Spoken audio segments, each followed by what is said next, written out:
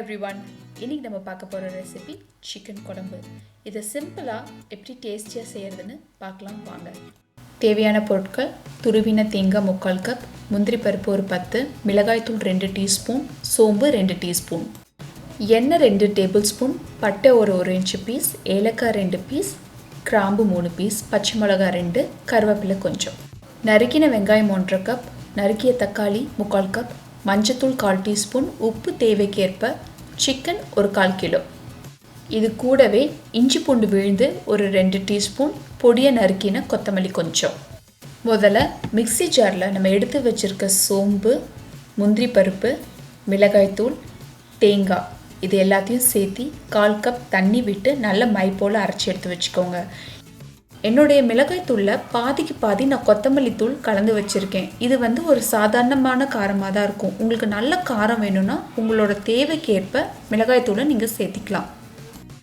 அரைச்சதுக்கப்புறமா அதை எடுத்து வச்சிடலாம். அடுத்ததாக அடுப்பில் குக்கரை வச்சு சூடானதும் எண்ணெயை சேர்த்திக்கோங்க. எண்ணெய் நல்லா காஞ்சதும் எடுத்து வச்சுருக்க பட்டை, கிராம்பு, ஏலக்காய் 3ஐயும் சேர்த்தி ஒரு வாட்டி நல்லா வதக்கி விட்டுருங்க. வதங்கினதும் அடுத்ததாக நம்ம எடுத்து வச்சுருக்க இஞ்சி பூண்டு விழுதை சேர்க்க போகிறோம். இஞ்சி பூண்டை விழுதை சேர்க்கும் போது மீடியம் ஃப்ளேமில் இருக்கான்னு பார்த்துக்கோங்க. ஏன்னா அது தீஞ்சிடக்கூடாது. நல்லா பச்சை வாசம் போகிற வரைக்கும் வதக்கி எடுத்துக்கோங்க. இது ஆனதும் அடுத்ததாக நம்ம நறுக்கி வச்சுருக்க வெங்காயத்தை சேர்த்திக்கலாம். வெங்காயத்தை சேர்த்துன உடனே கூடவே கொஞ்சம் உப்பையும் சேர்த்தி நல்லா வதக்கி விட்டுருங்க. வெங்காயம் நல்லா வதங்கினதும் இது கூடவே நம்ம எடுத்து வச்சுருக்க பச்சை மிளகாவையும் கருவேப்பிலையும் சேர்த்தி ஒரு வாட்டி வதக்கி விட்டுருங்க.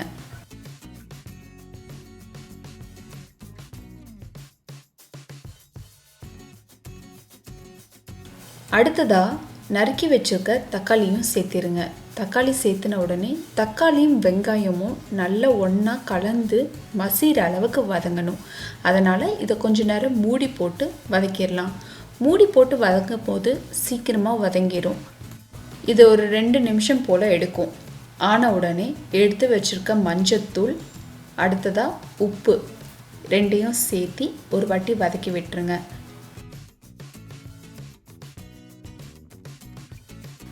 அடுத்ததாக எடுத்து வச்சுருக்க சிக்கன் பீசஸையும் ஆட் பண்ணிக்கோங்க. ஒரு 2 நிமிஷம் போல் வதக்குனிங்கன்னா அதோடைய நிறம் மாறும். அதுக்கப்புறமா மூடி போட்டு ஒரு 2 அல்லது 3 நிமிஷம் அதை வேக விட்டுருங்க.